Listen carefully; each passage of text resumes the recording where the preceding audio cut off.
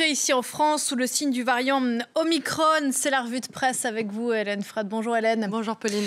Et donc, à la une de la presse française, le retour à l'école et au travail en France, sacrément compliqué. De nouvelles mesures pour limiter les contaminations et éviter une paralysie économique. D'après le Parisien aujourd'hui en France, les tests vont rythmer désormais le quotidien des élèves. Les salariés vont renouer avec le télétravail et les règles d'isolement seront allégées. Une rentrée sous Covid donc, et surtout la santé, titre Libération, où le dessin de Coco, on le voit, montre Emmanuel Macron sous les feux du variant Omicron. À 3 mois de la présidentielle, l'exécutif veut éviter la paralysie, mais cette stratégie risque-t-elle de provoquer un engorgement des hôpitaux, s'inquiète le journal. Le Figaro redoute, lui, que l'épidémie conjuguée à la manie bien française, consistant à glisser sous le tapis les questions qui fâchent, conjuguent leurs efforts pour étouffer dans l'œuf le débat démocratique, je cite, en cette année de présidentielle. Une catastrophe, selon le journal, qui prévient que rien ne serait pire qu'un simulacre de campagne qui laisserait aux Français le goût amer d'une élection confisquée. 2022, année présidentielle en France, année sportive chargée aussi avec les Jeux Olympiques d'hiver en Chine et la Coupe du Monde de foot au Qatar. 2 grands événements sportifs suivis par des milliards de téléspectateurs dans 2 pays visés, on le sait, pour des atteintes avérées aux droits humains. Le Temps annonce une année sportive sous surveillance en rappelant les accusations de nombreuses ONG sur les abus perpétrés au nom du sport.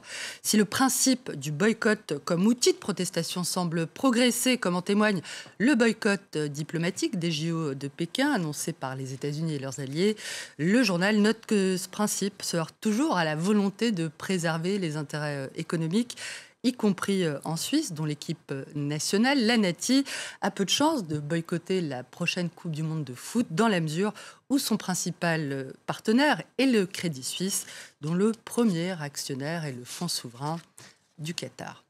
La question des droits humains qui se pose également régulièrement au Maroc, dont les autorités sont là accusées par une youtubeuse connue pour ses enquêtes sur la corruption et la répression de se livrer au harcèlement et à la menace. Aujourd'hui exilée en France avec son mari Dounia Filali, qui cherche à obtenir l'asile politique, affirme avoir été la cible d'une campagne de diffamation et de harcèlement sur les réseaux sociaux, ainsi que dans la galaxie des médias proches du pouvoir, Chouf TV, Aldar ou encore Barlaman. Une campagne orchestrée, selon elle, par les autorités marocaines, qui ne lui pardonnerait ni sa dénonciation de la gouvernance du royaume sous Mohamed VI, ni ses interviews d'opposants, notamment de l'avocat et ancien ministre des Droits de l'Homme, Mohamed Ziane, dont les prises de position crisperaient la monarchie, ou encore de l'ancien champion du monde de kickboxing, Zakaria Moumni, opposant notoire à Mohamed VI.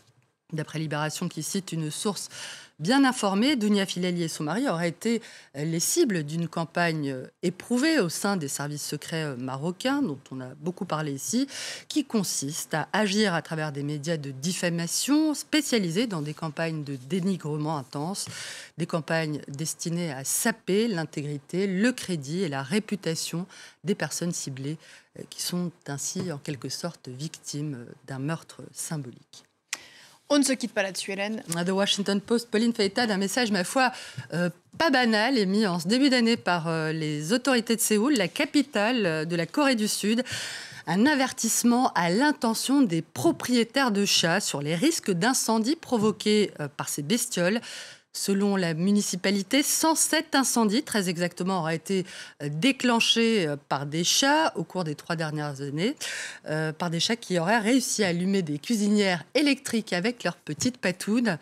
Le quotidien américain juge nécessaire néanmoins de rappeler qu'il n'y a pas que des chats pyromanes et qu'il existe aussi des chats super-héros ayant sauvé la vie de leur maître, comme ce chat canadien qui avait réussi à réveiller son propriétaire juste à temps en le mordant au bras un matin de 2017.